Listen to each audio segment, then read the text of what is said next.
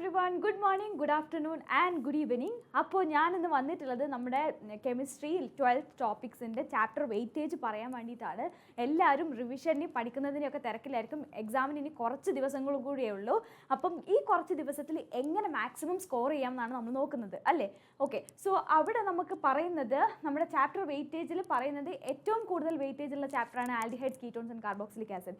എനിക്കറിയാം ആർക്കും അത്ര വലിയ താല്പര്യമില്ലാത്ത ചാപ്റ്ററാണ് aldehydes, ketones and carboxylic acid. But still നിങ്ങളത് പഠിച്ചേ പറ്റൂ. കാരണം 11 മാർക്സ് ഔട്ട് ഓഫ് 80ൽ 11 മാർക്സും നിങ്ങൾ സ്കോർ ചെയ്യാൻ പോകുന്നത് എവിടുന്നാണ്? Aldehydes, ketones and carboxylic acid എന്നാണ്. സോ നിങ്ങളത് പഠിച്ചേ പറ്റൂ. ഓക്കെ, സോ അതിൽ കുറേ ഇമ്പോർട്ടൻ്റ് ആയിട്ടുള്ള റിയാക്ഷൻസ് ഉണ്ട്. നമുക്ക് ആൽഡോ കണ്ടൻസേഷൻ ഉണ്ട്, കാനിസാരോ ഉണ്ട്.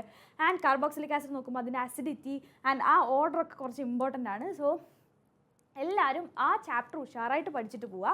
അതുപോലെ തന്നെ വേറൊരു ചാപ്റ്ററാണ് നമുക്കുള്ളത് കോർഡിനേഷൻ കോമ്പൗണ്ട്സ്. കോർഡിനേഷൻ കോമ്പൗണ്ട്സിലും 10 മാർക്സ് പറയുന്നുണ്ട്. ഓക്കെ, സോ കോർഡിനേഷൻ കോമ്പൗണ്ട്സിൽ നമുക്ക് ഐസോമറിസം ഉണ്ട്, അതിൻ്റെ സ്ട്രക്ചർ പറയുന്നതുണ്ട്. Okay, isomerism, optical isomerism, geometrical isomerism ഒക്കെ കുറേ ടൈപ്സ് പറയുന്നുണ്ട് നമ്മളതിൽ.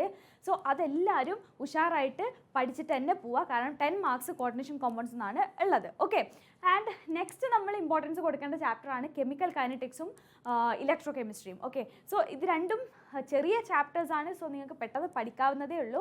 ആരും ഇതൊന്നും പഠിക്കാതെ എക്സാമിന് പോകരുത്. Coordination compounds, aldehydes and ketones, electro chemistry and chemical kinetics വളരെ ഇമ്പോർട്ടൻ്റ് ആണ്. നിങ്ങൾ പഠിച്ചിട്ടേ പോകാവൂ.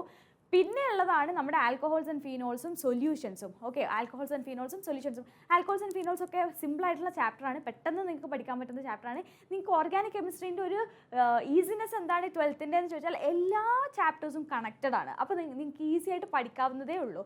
ഓക്കെ, സോ അതൊക്കെ നിങ്ങൾ ഈസി ആയിട്ട് പഠിച്ചു പോവുക.